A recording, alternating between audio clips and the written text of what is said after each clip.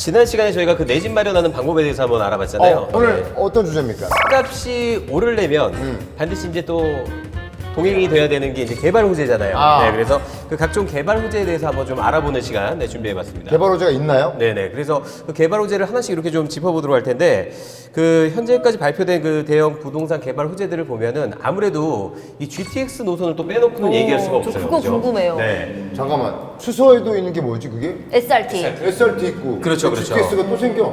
GTX가 GTX가 뭐예요? GTX에 설명드릴게요. 쉽게 말하면 광역 대심도 전철이라고 해서 우리가 이제 지하철을 타면 지하철이 꾸불꾸불하잖아요. 그게 이제 도로 밑에 깔려 있어서, 근데 왜 도로 밑에 깔려면 이제 보상을 해줘야 되는데, 이게 우리나라는 그 지하 40m 정도까지 가면 지하권이 있다고 해서 나 보상을 배웠어. 해줘야 돼요. 보상을 안 해주려면 깊이 파야 돼. 네. 그럼 일직선으로 달릴 수 있잖아요. 그래서 깊이 파서 일직선으로 달리자. 그래서 그걸 직선으로 달리면 빨리 가지 않겠냐는 아이디어를 갖고 경기도에서 맨 처음에 만든 거예요. 지하철이네요. 그러니까 지하철인데 일직선으로 가지. 이게 꾸불꾸불 안 해요. 그러니까 급행으로 가는 거죠. 급행철도. 에스컬레이터를 타고 내가 듣기로 한 5분 내려가야 된다고 하더라고요. 그러니까 이 GTX의 허화실이라 그래갖고 또 막상 GTX가 빠르기는 한데 진입을 하는 데까지 또 굉장히 시간이 많이 걸린다. 네. 그 동탄에 SRT 타보셨어요? 네, SRT. 그 SRT 굉장히 많이 내려가잖아요. 네. 예, 그 동탄 SRT가 맨 처음에 순 우리말 이름일 때 대심도 도심 고속철도인가 그랬어요. 이게 땅 깊숙이 들어간다고. 이거 무섭더라고요, 예. 저는. 아 그러면 SRT도 지하에서 왔다 갔다 해? 네. 지상이 아니고? 아, 지하에서 출발을 하죠? 가끔 지상에 나오는 경우 있죠. KTX도 마찬가지고. 지하철인데 이제 도심을 다니는 게 아니라 도시와 도시를 연결하는 어떤 그런 의미가 크겠네. 근데 이제 여기 되게 머니까 여기 중간중간 쓰는 게 아니니까 속도를 막 180까지 막 갈릴 수 있잖아요. 그러니까 이제 예를 들어서 차로 가면은 시간 거리는 한 1시간 거리를 25분에 가는 거니까 시간을 되게 단축시키는 거지. 그러니까 우리끼리 그런 얘기도 해요. 예를 들어서 내가 만약에 그 해남을 가요. 그럼 여기서 공항을 가서 비행기를 타고 목포를 가서 목포에서 차를 타고 해남을 가요. 그럼 그러다 보면 차라리 그냥 내가 차로 운전해서 가는 가자 뭐 게. 이런 게 맞아요, 있거든요. 맞아요. 여기도 깊이로 쫙 내려갔다가 물론 이제 그 시간차는 상당히 많이 줄여지니까 많은 분들에게 아주 원활하게 이용할 수 있는 그게 되겠네요. GTX 노선도를 이렇게 보면은 GTX A 노선이 운정에서 동탄, 그리고 GTX B 노선이 송도에서 마서, 그다음에 이제 GTX C 노선이 덕정에서 이제 수원까지 이렇게 좀 연결을 하고 있는데, 근데 GTX D가 소문은 무성하다고 해요. 소문만 나온 거예요. 아직 네네. 전혀 없어요. 아직까지 네, 뭐 전혀 성회가 된 게 전혀 네, 없다. 전혀 없다. 계획된 것도. 근데 A 노선도 아직 제대로 못 하고 있는데. 근데 뭘- 공사를 하면 언제 오픈이에요? 2년 보더라고요. 통상 5년 걸리죠, 5년. 아, 그래요? 네, 통상 5년. 그러니까 저한테 그 부동산 선생님께서는 2년 정도가 지금 딱 이 동탄의 집값에 그게 좌우가 되는데 2년이 넘어가 버리면 끝난다는 거예요. 그래서 하지 말라고 그러시더라고요. 그러니까 어떤 근거로 내가 들은 정보는 뭐냐면 나는 왜 2년이 어떤 분인지 모르겠지만 동탄이 아직까지 40%가 더 개발이 돼요. 맞아요. 아직 많이 남아있어요. 동탄이 그렇게 정신을 예. 아파트가 들어섰는데 남았다고 그러더라고요. 자 그러면 네. 그럼 이 GTX로 인해서 호재를 볼 수 있는 지역들은 어디? 어떻게 보면 교통이 조금 안 좋았던 안 좋았던 지역, 좀 멀리 떨어졌던 지역들 아니겠습니까? 송도. 네. 일단 아, 송도. 아니야.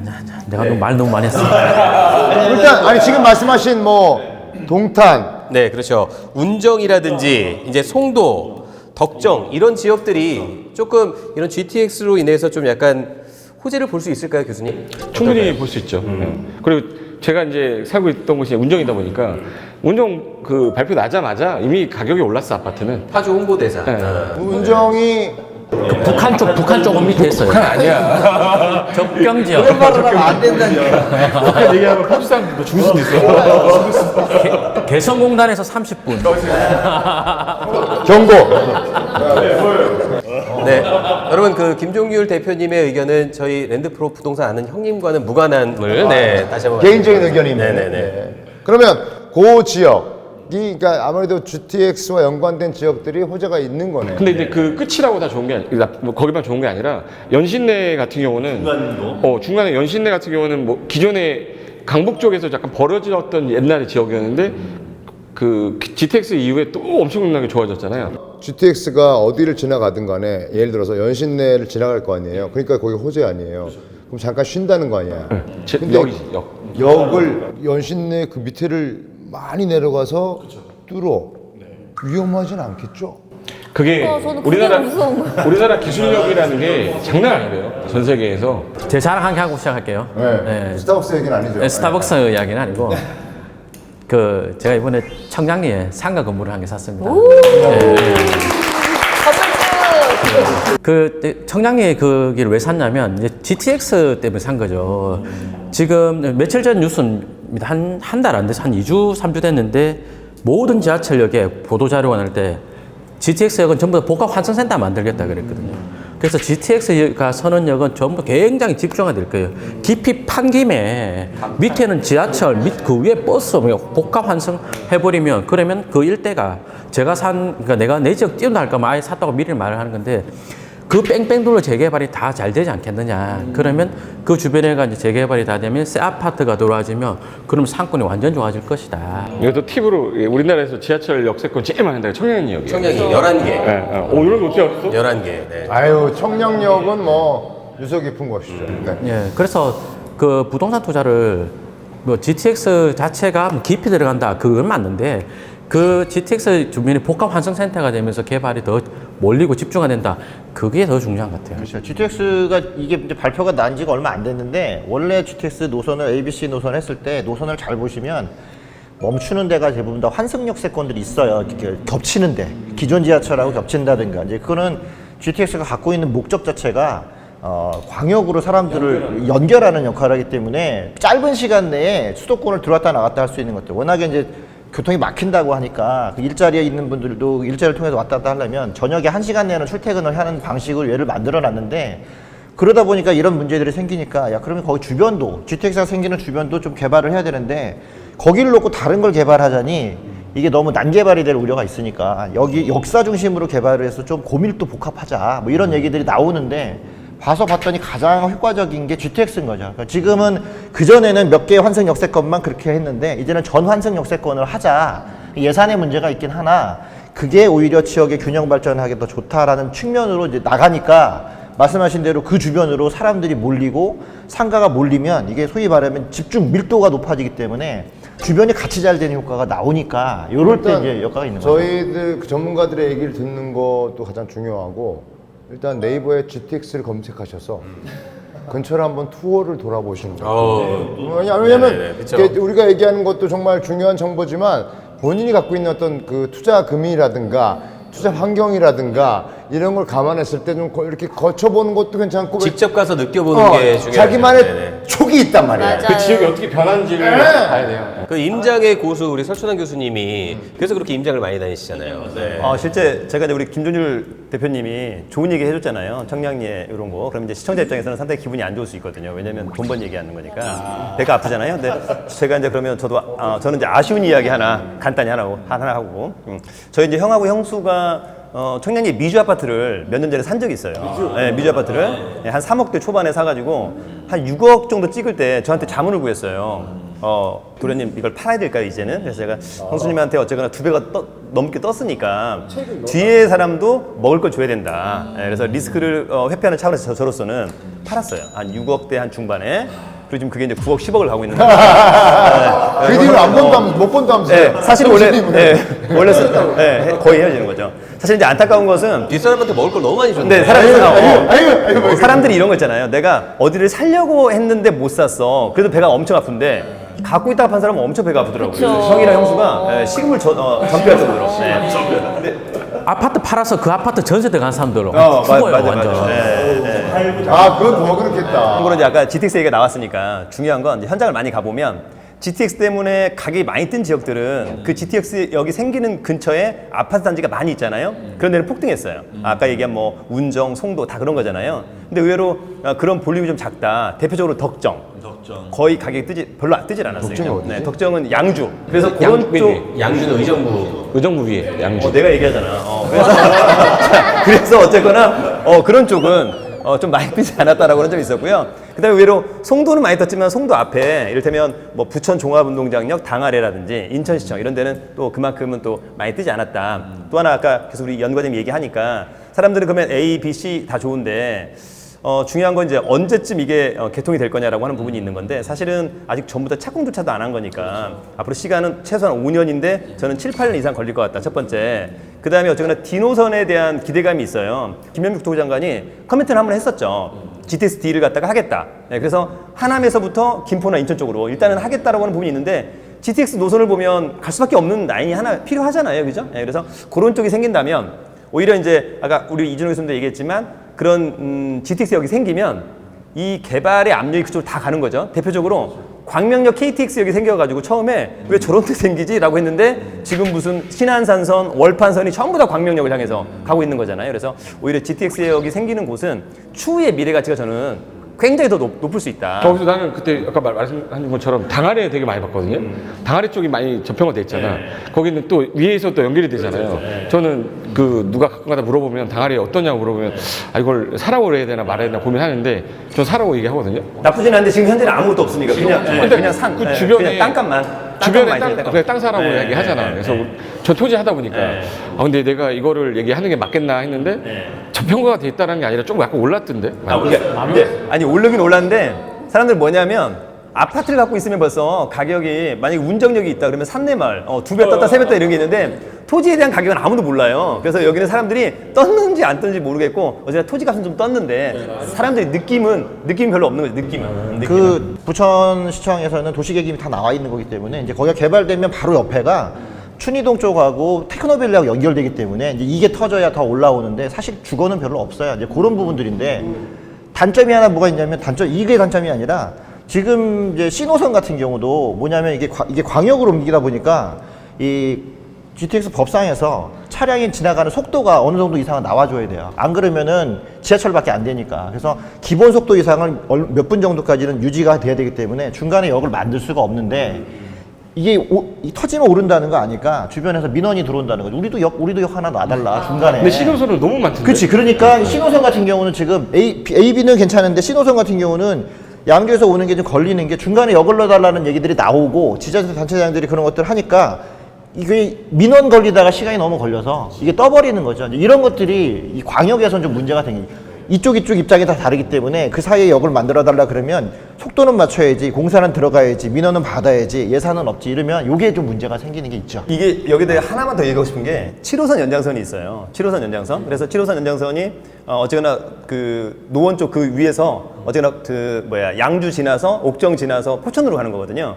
근데 원래 나중에 그 양주를 가보면 고읍지구가 있고 원래 고읍지구가 옛날에 가장 좋았던 동네였던 것 같고 그다음에 옥정 신도시가 새로 생겼어요. 그럼 저라면 7호선에서 위로 올라오다가 고읍을 하나 주고 옥정 주고 그냥 터닝하면 될 것 같은데 하나만 주나 봐요. 그러니까 옥정하고 고읍이 싸워. 그래서 중간에 지하철역이 있어요. 불가분해지니까. 그래서 이렇게 지하철역을 주냐 이게 뭐야 이게 허벌판에 허벌판에.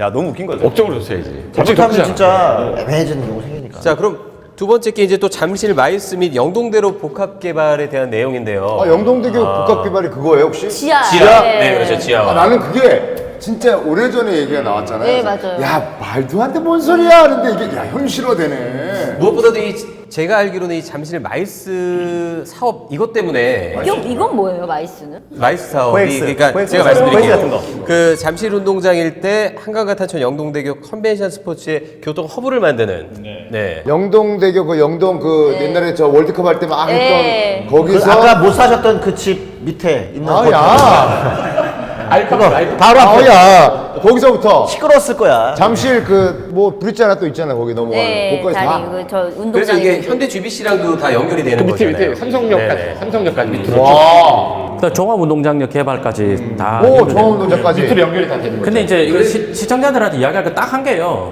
비싸서 우리는 못 사. 그죠? 우리는 그냥 뭐, 비싸. 저렇게 되는 거구나. 그럼 여기서 마이스 및 영동대로 복합개발 내용은 너무 비싸. 네. 그걸로 끝내요? 끝내도록 하겠습니다. 근데 네. 이게 박원순 시장이 하려고 했던 거잖아. 지금 차기 이제 누가 할 분이 이걸 과연 진행을 잘 할지는 뭐 어떤 분이 오시냐에 따라 다른 거기 때문에. 이게 의미가 좀 있다고 보는 건 일단은 그 조감도상 나온 거는 우리 그 월드컵 응원 같은 거 할 때 영동대로에서 그냥 했었잖아요. 근데 그걸 생각하시면 그 비가 공원으로 바뀐다 그러니까 하면 괜찮은 건데 문제는 그러면 다른 데는 어떡하냐 얘기를 했을 때 이 의미가 있는 게 지하를 개발해서 앞으로 그렇게 할 수 있다라는 게 이제 공식화되는 지하 상황입니다. 도시화죠. 그죠? 지하 도시화하는. 그래서 강남대로도 그렇고 영동대로도 그렇고 앞으로 주요 중심들은 위로 올라오는 것들은 한계가 있는 거니까 이제 지하를 좀 더 이렇게 복합 개발을 가자. 네. 이게 하나의 이제 청신호가 되는 거기가 의미가 워낙 있죠. 막히는 곳이라 지하를 하려면 저는 바람이 있다면 물론 다 공부 열심히 하신 분들이 다 알아서 하시겠지만 안전하게 좀 멀리 보고 거기를 좀 지었으면 좋겠어요. 쉽게 얘기해서 지금 기준으로 하는 거 말고 앞으로 만약에 차가 더 늘어날지 줄어들지 이런 걸 예상을 하셔서 교통량에 대해서 사실 아무리 지하로 뚫어도 난 거기 교통량이 왜? 전체가 다 지하면 노 프라블럼. 어딘가에 지상에서 막히던 곳에서 지하로 들어갈 거 아니야. 그렇죠. 또 모여야 그것도 생각을 되니까. 해야 돼. 아예 지하 도시를 만들면 그냥 다 지하로 가자고. 근데 그 말씀하셨듯이 그 지하를 파서 공사를 한다는 게 시간이 꽤 많이 걸릴 것 같은데요. 그죠. 엄청 오래 걸리죠. 한 10년 넘게 걸릴걸요? 이게 이 한 50조 정도 예산 들어가는 걸까요? 경부고속도로도 지하화할 거거든요. 저 그거 아, 궁금해요. 그 얘기도 들었어. 그것도 막 판다고. 전 맨날 거길 다녀야 되거든요. 미쳐요 진짜. 왜 거긴 항상 막히냐고. 왜 해결이 안 되냐고. 그래서 내가 못 갔어. 그래서 그걸 판다고 얘기한 건데 그게 안 되는 건지 지금. 그거 안 돼요? 거는 돈 저 나와야 어렸을 되는데. 때부터 나온 얘기예요. 제가 서초동에서 오래 살았거든요. 어렸을 때부터 나왔던 얘기예요. 근데 안 돼 있어요. 아니, 타당성은 되는데 대체가 안 된다니까. 그래서 지금 뭐 이야기는 용서고속도로 있잖아요. 그 동부간선, 여기 지금 서부간선도 있는데 동부간선도로랑 또 거기 연결해야 지하로 되니까. 해가지고 그 용서로 대모산 터널 쪽에서 연결하고 거기가 처리가 돼야 경부고속도로 지하가 본격화 논의될 거다는 게 중요한 거는 전문가들 이야기. 이런 게 나올 때 공사를 한다 이런 게 해서 나중에 어떻게 바뀐다 이것도 좋지만 과연 여기에 들어가는 예산이 어떻게 조달될지에 따라서 이거는 뭐 삽질만 해서 파는 게 아니라 월급 받고 팔고 이래야 나는 되는데 근데 사실 돈이 나올지 안 나올지가 알 수가 없어요. 되게 말도 안 되는 얘기지만 지하를 파는 건 너무 오래 걸리고 너무 힘든 일이잖아요. 나는 그 경부고속도로를 2층으로 줬으면 좋겠다는 생각이 들어요. 실제로 그냥 밑에는 쓰고 지금 현 쓰고 공사를 워낙 기술이 좋으니까 사이드에서 올리는 걸로 해서 이 도로를 쌓는 거야. 그 예전에는 그게 먹혔는데 지금은 이 도로나 이런 이것들이 이제 어떻게 보면 혐오 시설로 다 되기 때문에 다 지하로 묻는 거기가 방식으로 다 가다 양쪽이 다 보니까 아파트잖아요. 삶의 질의 방식에서는 교통이나 이런 것도 매연 뭐 이런 게 있기 때문에 눈에 없어지는 게 추세라서 시대의 트렌드인 거라고 난 생각이 들어요. 그게 창의적이죠. 그 생각은. 위에 있는 게 보기 안 좋다 도시개발에 대한 건 그 시대의 그 나라를 정치하는 사람들의 트렌드나 그런 거지 사실은. 지금은 똑같아요. 근데 그럼 지하로만 내려가고 그리고 지하에 파는 거라고 꼭 좋은 건 아니라는 생각이 자꾸 이제 드는 공중을 거지. 떠나는 그럼. 자동차가 나오겠죠. 환기나 이런 것들만. 차를 이렇게 늘려가지고 두 대로 가면 되는 거잖아요. 그러니까 내 말이 그거라니까 이렇게 위로 해서. 네, 그 서부간선도로 그 지하 내용 그리고 그 신안산선 요거까지 같이 엮어서 한번 얘기를 좀 해보도록 하겠습니다. 근데 이거 서부간선도로도 그 지하화 내용 그 마찬가지 지금 교수님들 말씀하셨던 뭐 그런 내용인데 이게 지하화를 한다고 하더라도 왜냐면 서부간선도로가 주차장이라는 얘기가 하도 많잖아요. 그러다 보니까 이거를 지하로 판다고 하더라도 어차피 지하로 진입해서 가는 데 있어서의 병목 현상은 분명 있을 거란 얘기죠. 그렇죠. 중간중간에 이제 빠져나가는 길들은 있으나 이 서부간선도로도 마찬가지고 동부간선도로도 실제 중랑천하고 안양천을 끼고 있는 건데 범람에 대한 문제들이라든가 또 이게 기존에는 도로가 뚝방 역할을 했었어요. 물이 넘치는 걸 반대했는데 이게 너무 교통량이 많다 보니까 오히려 더 위험해지는 효과가 나서 얘를 덮어주면 그 옆에 있는 아파트 주민들이 강을 좀 더 쉽게 접근할 수 있어서 그런 동시적인 효과가 있다. 그래서 이제 동부간선도를 먼저 했던 건데 문제는 말씀하신 대로 교통량 대비했을 때 어느 정도를 얘를 이제 상환시킬 수 있느냐 이런 부분들인데 그래서 이게 어떤 근본적인 원인 해결보다는 그냥 교통을 분산시키는 역할 정도밖에 안 된다. 뭐 이제 이런 얘기도 지금 그렇지는 않을 것 드리고 같은데 있는데. 제 개인적으로는 동부간선도로도 지하 고속화도로, 지하 간선도로 해가지고 차선이 엄청나게 많이 생겨요 지하에. 그래서 실제로 우리가 그 노원구에서 삼성역까지 가는데 아침에 저희 후배들이 차가 막히면 거의 2시간 걸린다는 거죠. 맞아. 근데 이게 뚫린다면은 병목 현상이 별로 없을 것 같은데 그래서 한 20분 안에 논스톱으로 들어간다는 거예요. 그러니까 다 의미가 있는 거죠. 사실 분산이라기보다는. 그러니까 뭐든지 그 좋은 뜻으로 시작을 했으니 이제 개발이 되면 참 좋은데 그러다 보면 예를 들어 2시간 걸리는데 1시간만 걸려도 땡큐인 거라는 생각이 들기 때문에 그게 이제 익숙해질 때까지는 어떤 착오들은 좀 있긴 할 건데 이게 지하로 한다는 게 나는 개인적으로는 별로 저도 우리는 좀 올드한 사람들인가 올드한 사람이라. 봐요. 예. 그럼 이 서부간선도로 지하화로 인해서 호재를 보는 지역들은 주로 어디가 될까요? 그 옆에죠. 저기 뭐야 성산대교 남단부터 금천구청이니까 좌우측. 그래서 대표적인 게 영등포 라인들을. 네, 그래서 그 실제로 그리고 광명도 조금. 네. 광명까지. 그러니까 벚꽃길인데 벚꽃길을 차를 건너야 됐다라는 얘기예요. 덮어버리면 언제든지 갈 수 있으니까 그 뚝방길 옆에. 다시 한번 불러주세요. 광명. 목동. 실제 보시면 영등포 쪽의 라인들이 양평동 라인들이라든가 또 이쪽 오목교 밑으로는 외져 있는 상태인데 신안산선이라든지 그 또 서해안 복선전철 강호축으로 인한 그 교통 호재도 굉장히 또 이슈가 되고 있는데 여기에 대해서 고상철 교수님 얘기 좀 해주시죠. 왜 나 갑자기 나한테 와? 제가 먼저 한번 잠깐 치고 나갈까요? 제가 먼저. 그러면 저는 이제 오히려 이번에 이제 그 제5차 국토종합계획 강호축이 상당히 의미가 있다고 보는 거거든요. 특히 이제 강호축은 강원도와 호남을 연결해서 핵심적으로 발전을 시키겠다. 네, 그래서 원래 이제 핵심은 오송인데 사실은 이 강호축이 생기면서 가장 의미가 있는 것은 충북 제천과 원주와 강릉이 저는 개인적으로 상당히 좋아 보인다. 아, 요쪽. 네, 오른쪽이 원래 이제 거기가 좋지 않았었다가 연결하는 거니까. 그래서 개인적으로는 강호축에서는 오히려 그쪽 오송을 지나서 제천, 원주와 강릉이 좋아 보이고요. 사실 신안산선 때문에 특히 시흥대로 라인이 땅값이 엄청 떴어요. 어디? 시흥대로 라인, 뭐 독산부터 시흥대로. 해서 네, 시흥대로. 네. 거기 또 아울렛 생겼더라고. 천천히 얘기해, 천천히. 사자성어의 시흥대로라고 큰 게 있어요, 그죠? 네, 좋아지는 거거든요. 시흥도로. 네, 그래서 네. 오케이. 그래서 그런 쪽 라인들이 상당히 좋아요. 특히 이제 우리가 시흥 같은 경우가 교통이 안 좋았었잖아요. 근데 시흥 특히 목감, 시흥시청 이런 데가 원래 사실 교통이 엄청 안 좋았었는데 시흥도 상당히 좋아졌고 이 신안산선으로 인해서 기본적으로 이제 시흥에서부터 이를테면 뭐 구리 다 지나가지고 공덕까지 너무 좋아졌다. 제가 그 의도치 않게 우연의 일치지만 제가 그 홍록기 파티하우스라는 그 돌잔치 전문점이 있어요. 안산에 있고 시흥에도 있고 하는데 그러다 보니까 그 라인을 많이 왔다 갔다 해요. 근데 제가 벌써 다닌 지가 5년, 6년 됐어요. 처음에 다닐 때는 진짜 아무것도 없었어. 아울렛도 없었고 그때는. 근데 어느 순간부터 뭐가 막 생기는 게 느껴. 매달 가니까 지난달은 좀 다르네? 좀 다르네? 오늘 말씀 딱 듣고 나니까 왜 그런지는 알겠네. 그 시흥대로 옆에 보면은 뭐 제철소 있고 막 이런데 좀 약간 후진 데가 있었어요. 네. 거기 높이 제한이 7층으로 묶여 있었거든요. 지구 단위 계획에. 근데 그것도 완화시켜 줄 거예요. 근데 또 신안산선은 이 말을 꼭 하고 싶은 게 있는데 주의해야 될 것도 하나 있어요. 그 신안산선 라인에서 주의해야 될 게 기획부동산에 설쳐가지고 매화역 예정지가 굉장히 많이 올랐는데 매화역은 개통하려면 아주 한참 남았어요. 매화역이 뭐 신안산선 착공하니까 매화역 새로 개발사 중요하다. 그러니까 계획 부동산 하는 사람들이 기획부동산. 기획부동산. 기획이나 계획이나 맞아요. 네. 부동산 안 좋아. 정확하게 이야기하면 신안산선은 민자철도거든요.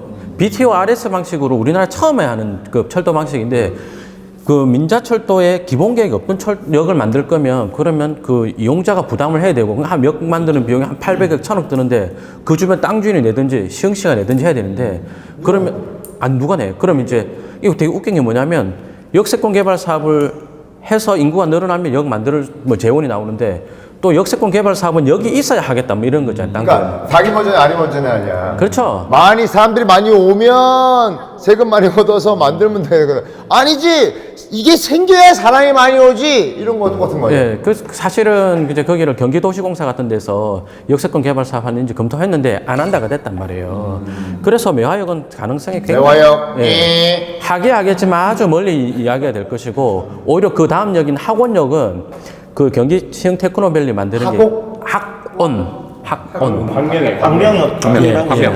거기에는 LH나 뭐 이런 경기도시공사나 이런 데서 사업 시행자가 돼가지고 신도시도 들어오고 테크노 뭐 벨린가 뭐 들어오고 그런 게 있어요. 그리고 거기는 또 이제 수원 광명 고속도로 IC도 있고 올라가면은 그 광명 동굴 그 앞에 도시개발 사업도 있고 그런 데는 재원이 나올 때가 있잖아요. 오히려 그래서 이슈가 덜 되고 있는 데지만 학원역은 여기 개통할 가능성이 되게 높거든요. 근데 기획부동산들이 땅을 쪼개서 팔기는 매화역이 좋았죠. 그래서 오히려 정말 많은 분들이 매화역 예정지 주변에도가 되게 그게 보면 뭐 기도원도 하나 있는데 거기가 뭐 역세권 기도원이 된다 이러면서 기대감이 커요. 안 됐네. 그 한참 남았다. 기도원이라는 건 말이 안 맞지 않아? 기도원은 좀 조용해야 되는데 역세권 기도원. 역세권이 돼달라고 기도를 기도하다 보면은 기차가 지나가는 걸 역세권이 느끼고 되주십시오. 기도하러 가려면 좀 기도하면 이제 여기 앞에 생기는 거예요. 네. 제가 이제 그 땅 중에서 제가 최근에 가장 많이 봤던 게 아까 강호춘 말씀하신 것처럼 괜찮아요. 제청이 왜 괜찮냐면 이 충북이라는 지역이 그동안 버려진 지역이었어요. 강원도하고 호남에 연결이 안 돼 있는데 그걸 X로 만들기로 하는 라인이 강원축이거든요. 근데 중간에 오송에서 원주까지 가는 중간 라인이 충북이 완전히 우리가 딱 들으면 완전 생시골이거든. 뭐 충북하면 약간 느낌이 있고 뭐 괴산 뭐 제천 뭐 이런 느낌이잖아요. 시골인데 거기 지역이 그 수도권 정비계획법에 안 들어가. 수도권이 아니라서 그러니까 개발할 수 있는 그런 것들이 되게 많고 그리고 이제 그 첨단 산업단지라는 이런 것들을 많이 정부가 집어넣으려고 하는 곳이라서 토지를 만약에 생각하는 사람이면 내가 볼 때는 그 강호축 라인에 제천 아까 말씀하신 것처럼 뭐 괴산도 괜찮고 그쪽 개인적으로 토지를 투자하겠다 그러면 그쪽을 좀 보시는 것도 괜찮을 것 같아요. 자, 그러면 이게 이런 어떤 개발 호재들이 있는 지역에 과연 그 어느 타이밍에 또 들어가서 이제 투자를 해야 되는지 지금 이 순간 타이밍은 지금 소문 날 때 원래는 소문 났을 때 하는 게 이걸 더 나중에 많이 하고 올랐어. 나면 못 올, 지금 이미 많이 많이 올랐는데 올랐어요. 네. 그러니까 많은 정보, 다방면의 정보와 함께 사실은 가봐야 되는 것 같아요. 제가 옛날에는 가보지도 않고 아파트를 그 입주한 적도 있어요. 그러니까 돈이 많으니까. 사진으로만 보고 돈이 많으면. 그때 전세긴 하지만 돈이 많으실 돈이 때 많은 건 사실 볼 필요가 없어요. 아니 귀찮은 거야. 맞아요. 귀찮은 거예요. 집에 있을 시간이 별로 없거든. 사실은 조금 품을 팔아서 직접 이런 호재들이 있을 땐 좋구나라고 생각만 하지 말고 근처를 가보는데 대신 근처에 있는 부동산에 가서 쉽게 정보를 얻지 마. 난 오히려 그냥 발품을 팔아보는 것도 괜찮고 우리가 접하는 뉴스도 이제 뭉뚱그려서 나오는데 어떤 때는 지역 신문이 좀 잘 나오기도 하고 그리고 또 그렇게 나오는데 또 우리가 국회의원들이 보통 하는 일이 입법하고 예산을 갖고 오는 일인데 자기 지역구 예산들을 갖고 올 때 보통 보면 우리 6월달에 예산안을 만들고 12월달에 통과시켜서 그 다음에 집행을 하는데 그러면 그 호재에 관련된 예산들이 분명히 담겨져 있어요. 그 가안들이 보통 9월달에 나오는데 내용을 보면 어느 지역의 예산들이 어떻게 배정이 됐다.